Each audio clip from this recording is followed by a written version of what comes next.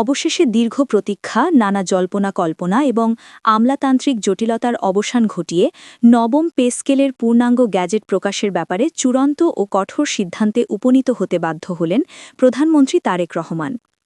প্রিয় সরকারি চাকরিজীবী ভাই ও বোনেরা, আজকের সকালের আপডেট নিউজে আপনাদের স্বাগতম। যারা আমাদের চ্যানেলে নতুন তারা এখনই চ্যানেলটি সাবস্ক্রাইব করুন, আর হ্যাঁ, অবশ্যই কমেন্ট করে জানাবেন আপনারা কে কোন জেলা থেকে আমাদের ভিডিওটি দেখছেন। তবে চলুন, কথা না বাড়িয়ে আজকের সর্বশেষ সংবাদটি জেনে নিন। দেশের বর্তমান টালমাটাল অর্থনৈতিক পরিস্থিতি এবং বাজেট ঘাটতির দোহাই দিয়ে এতদিন যে ফাইলটি লাল ফিতায় বন্দী ছিল তা এখন আলোর মুখ দেখতে যাচ্ছে। একই সঙ্গে 15টি গ্রেডে বিন্যস্ত পূর্ণাঙ্গ তালিকা এবং শতভাগ পেনশন সুবিধা কার্যকর করার যে ঘোষণা এসেছে তা দেশের লক্ষ লক্ষ সরকারি কর্মকর্তা ও কর্মচারীর জীবনে এক অভাবনীয় এবং বিস্ফোরক অধ্যায়ের সূচনা করেছে। গতকাল এক অত্যন্ত গুরুত্বপূর্ণ এবং দীর্ঘস্থায়ী মন্ত্রিপরিষদের বৈঠকে সরকারি চাকরিজীবীদের বেতন বৃদ্ধির এই চূড়ান্ত ও যুগান্তকারী সিদ্ধান্ত গ্রহণ করা হয়। বৈঠকে প্রধানমন্ত্রী তারেক রহমান স্পষ্ট করে দেন যে ঢাকা তথা সারা দেশে নবম জাতীয় বেতন স্কেল কার্যকর করার বিষয়টি এখন আর কেবল আলোচনার টেবিলে সীমাবদ্ধ থাকবে না, বরং এটি দ্রুত বাস্তবায়নের পথে এগিয়ে যাবে।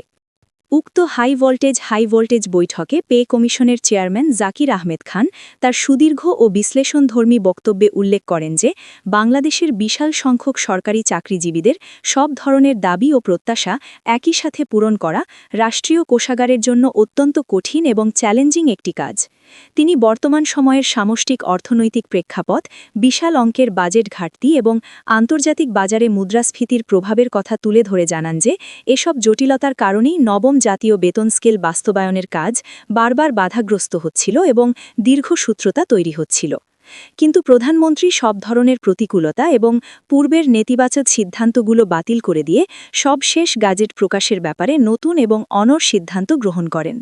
প্রধানমন্ত্রীর ভাষ্যমতে দেশের ভেতরে যতই বাজেট ঘাটতি থাকুক কিংবা অর্থনৈতিক দুরবস্থা ও জ্বালানি সংকট তৈরি হোক না কেন, সরকারি চাকরিজীবীদের বেতন বৃদ্ধির ন্যায়সঙ্গত বিষয়টি আমাদের মানবিক ও রাষ্ট্রীয় দায়বদ্ধতা থেকেই মেনে নেওয়া উচিত। তিনি অত্যন্ত জোরালোভাবে বলেন যে আমরা যদি তাদের দীর্ঘদিনের ন্যায্য দাবিগুলো পূরণ করতে ব্যর্থ হই, তবে তারা তাদের দৈনন্দিন কাজের প্রতি আগ্রহ ও মনোযোগ হারিয়ে ফেলবেন, যার নেতিবাচক প্রভাব পড়বে পুরো রাষ্ট্রীয় প্রশাসনিক কাঠামোর উপর।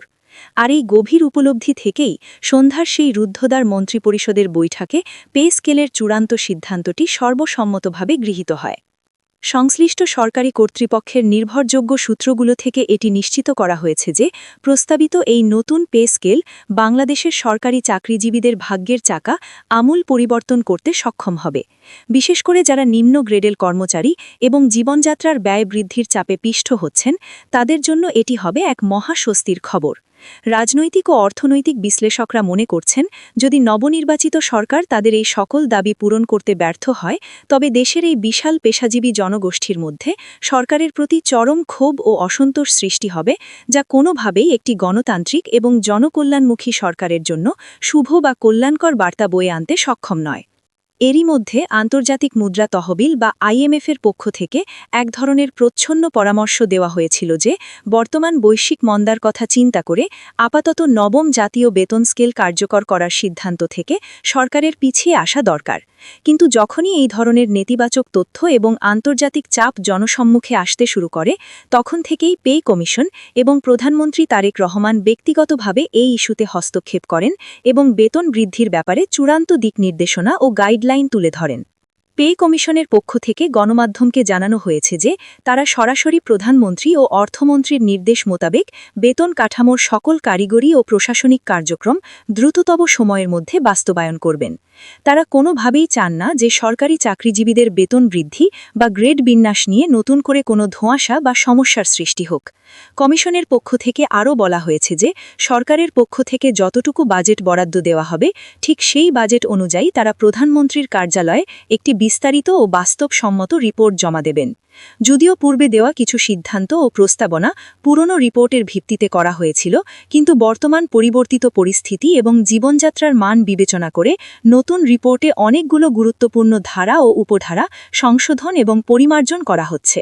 যেহেতু নতুন সরকার পূর্বের অন্তর্বর্তীকালীন বা আমলাতান্ত্রিক রিপোর্টকে সরাসরি সমর্থন করেনি, তাই অবশ্যই একটি নতুন এবং যুগোপযোগী রিপোর্ট তৈরির মাধ্যমেই সরকারি চাকরিজীবীদের দীর্ঘদিনের প্রাণের দাবি নবম জাতীয় বেতন স্কেল কার্যকরের চূড়ান্ত সুপারিশ করা হয়েছে। গতকালকের সেই প্রাণবন্ত মন্ত্রিপরিষদ বৈঠকে একজন অত্যন্ত ঊর্ধ্বতন এবং অভিজ্ঞ অফিসার ক্ষোভের সাথে উল্লেখ করেন যে বাংলাদেশের সাধারণ সরকারি কর্মচারীরা বর্তমানে যে হারে বেতন বৈষম্যের শিকার হচ্ছেন তা আধুনিক প্রশাসনিক ব্যবস্থায় অত্যন্ত বেমানান এবং দুঃখজনক।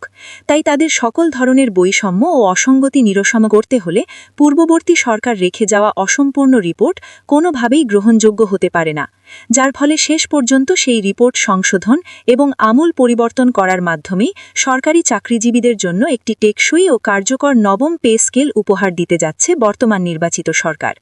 ইতিমধ্যে প্রধানমন্ত্রীর কার্যালয়ে ১৩ সদস্য বিশিষ্ট একটি অত্যন্ত শক্তিশালী ও প্রতিনিধি স্থানীয় কমিটি একটি বিস্তারিত স্মারকলিপি জমা দিয়েছেন, যেখানে সরাসরি প্রধানমন্ত্রীর সাথে সাক্ষাৎ প্রার্থনা করে ১০টি মৌলিক দাবি অত্যন্ত যুক্তিযুক্তভাবে উপস্থাপন করা হয়েছে। এই দাবিগুলো যদি যথাযথভাবে মেনে নেওয়া হয়, তবে সরকারি চাকরিজীবীদের দীর্ঘদিনের পুঞ্জীভূত সমস্যাগুলো এক নিমিষেই সমাধান করা সম্ভব বলে বিশেষজ্ঞ মহল মনে করছেন। বিশেষ করে যারা নিম্ন গ্রেডের অর্থাৎ ১১ থেকে ২০তম গ্রেডের কর্মচারী আছেন, তাদের জন্য প্রধানমন্ত্রীর তরফ থেকে একটি অত্যন্ত ইতিবাচক এবং আশাব্যঞ্জক বার্তা এসেছে। যদিও বর্তমান সময়ের বিশাল অর্থনৈতিক সংকট বিবেচনায় নিয়ে সকল দাবি একসাথে বাস্তবায়ন করা কঠিন, তবুও সরকার আন্তরিকভাবে চেষ্টা করছে যাতে সকল জটিলতা কাটিয়ে ওঠা যায়। মন্ত্রিপরিষদে বেতন বৃদ্ধির বিষয়টি চূড়ান্ত হওয়ার পর বেশ কিছু গুরুত্বপূর্ণ নীতিগত সিদ্ধান্ত সবার সামনে উঠে এসেছে। প্রধানমন্ত্রী তারেক রহমান সরকারি চাকরিজীবীদের বহুল প্রত্যাশিত গ্যাজেট প্রকাশের নির্দিষ্ট সময়সীমা সম্পর্কেও একটি পরিষ্কার এবং ইতিবাচক ধারণা প্রদান করেন। তিনি উপস্থিত সবাইকে আশ্বস্ত করে বলেন যে যদিও এখনও আগামী বছরের পূর্ণাঙ্গ বাজেট তৈরির চূড়ান্ত প্রস্তাবনা তার হাতে আসেনি, তবুও যখনই জাতীয় সংসদে বাজেট উপস্থাপন করা হবে, ঠিক তখন থেকেই সরকারি চাকরিজীবীদের বেতন বৃদ্ধির চূড়ান্ত ও দৃশ্যমান ধাপগুলো শুরু হয়ে যাবে। সরকারের প্রাথমিক পরিকল্পনা ছিল বাজেটের আগেই অন্তত আংশিকভাবে হলেও বেতন বৃদ্ধি কার্যকর করা, কিন্তু বর্তমানের তীব্র জ্বালানি সংকট, বিদ্যুৎ বিভ্রাট এবং অন্যান্য বৈশ্বিক অর্থনৈতিক অস্থিরতা লক্ষ্য করে দীর্ঘ আলোচনার পর সিদ্ধান্ত নেওয়া হয়েছে যে আগামী ১১ জুন ২০২৬ তারিখ থেকে পূর্ণাঙ্গ রূপে কার্যকর হতে যাচ্ছে জাতীয় নবম পে স্কেল। বিশেষ করে যারা তৃণমূল পর্যায়ের কর্মচারী আছেন, তাদের জন্য এই বর্ধিত সুবিধাগুলো এখন সময়ের দাবি এবং বেঁচে থাকার এক পরম অবলম্বন হয়ে দাঁড়িয়েছে। তাই সরকার অত্যন্ত আশাবাদী যে বাংলাদেশের লক্ষ লক্ষ কর্মচারী যেভাবেই হোক পূর্ণাঙ্গ রূপে বেতন বৃদ্ধির এই সকল সুযোগ সুবিধা যথাযথভাবে ভোগ করবেন। সরকার যেভাবে দ্রুত গতিতে তাদের দাপ্তরিক কার্যক্রমগুলো বাস্তবায়ন করে যাচ্ছে, তাতে করে ভবিষ্যতে আর সময় বিলম্ব হওয়া বা ফাইল আটকে থাকা কোনোভাবেই সম্ভব নয়, যার ফলে বর্তমানে সচিবালয় থেকে শুরু করে মাঠ প্রশাসন পর্যন্ত সকলের মতামত এবং পূর্ণাঙ্গ তালিকা প্রস্তুতির খুঁটিনাটি দিক নির্দেশনাগুলো নিয়ে ব্যাপক ও প্রাণবন্ত আলোচনা শুরু হয়েছে। আশা করা যাচ্ছে যে সকল আইনি ও প্রশাসনিক প্রক্রিয়া ধারাবাহিকভাবে কার্যকর করার মাধ্যমেই নবম জাতীয় বেতন স্কেলের সফল বাস্তবায়ন ঘটবে। শেষ পর্যন্ত সর্বস্তরের কর্মকর্তা ও কর্মচারীদের মতামত গ্রহণ এবং ক্যাডার ও নন ক্যাডার সচিবদের সঙ্গে ধারাবাহিকভাবে কয়েক দফা রুদ্ধদ্বার বৈঠক করার মাধ্যমে চূড়ান্ত গ্যাজেট ও পূর্ণাঙ্গ গ্রেড তালিকা প্রকাশ করে ইতিহাস সৃষ্টি করতে যাচ্ছে বর্তমান নির্বাচিত সরকার। এই ঐতিহাসিক সিদ্ধান্তের ফলে দেশের প্রশাসনিক কাজে যেমন গতি আসবে, তেমনি লক্ষ লক্ষ পরিবারের মুখে ফুটবে দীর্ঘ প্রতীক্ষিত হাসির ঝিলিক। ভিডিওটি খুবই জরুরি, তাই সবার সাথে ভিডিওটি শেয়ার করতে ভুলবেন না। আর নতুন ভিডিও আপডেট পেতে এখনই চ্যানেলটি সাবস্ক্রাইব করুন।